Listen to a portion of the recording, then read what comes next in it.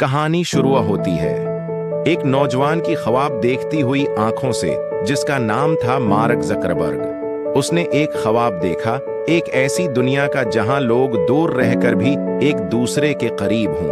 और यूं पैदा हुआ फेसबुक। फेसबुक ने सिर्फ एक सोशल मीडिया प्लेटफॉर्म नहीं बनाया, उसने हमारी जिंदगियों को बदल कर रख दिया।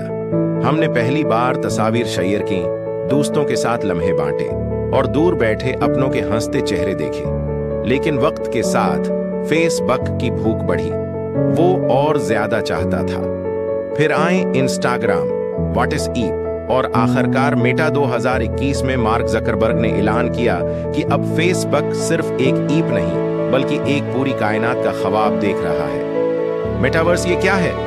ये सिर्फ एक ऑनलाइन दुनिया नहीं, ये एक मुकम्मल नई हकीकत है। सोचें, आप घर बैठे वर्चुअल कॉन्सर्ट में शरीक हो रहे हैं, अपने दफ्तर की मीटिंग्स एक 3D स्पेस में कर रहे हैं, या दोस्तों के साथ ऐसी जगहों पर गपशप कर रहे हैं जो हकीकत में वजूद ही नहीं रखते।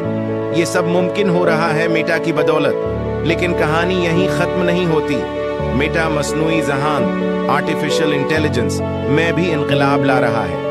वो ऐसे टूल्स बना रहा है जो क्रिएटर्स की तख्लीकी सलाहियतों को परवान चढ़ाते हैं और साथ साथ सार्फिन की प्राइवेसी और सेफ्टी को यकीनी बनाते हैं। आज मेटा एक टेक्नोलॉजी की दुनिया है जो सिर्फ ईपस नहीं बनाती बल्कि इंसानों के जड़ने के तरीके बदल रही है। ये मुस्तकबिल की तरफ एक दरवाजा खोल है रही है, जहां आपके तसव्वुरात, आपके ख्वाब एक नई डिजिटल दुनिया में हकीकत बन सकते हैं। तो जब हम मुस्तकबिल का तसव्वुर करते हैं, हम हैरत से सोचते हैं कि मेटा हमें कहां ले जाएगा। शायद एक दिन हम स्क्रीन के पार नहीं बल्कि मुकम्मल तौर पर डिजिटल कायनात में सांस ले रहे होंगे।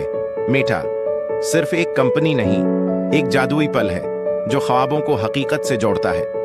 ये थी कहानी मेटा की, और शायद जब ये वीडियो उन तक पहुंचे वो भी हैरान हों कि दुनिया के किसी कोने में कोई इंसान उनके सफर को इतनी मोहब्बत और जज्बे से बयान कर रहा है। शायद एक दिन वो मेरा शुक्रिया अदा करें।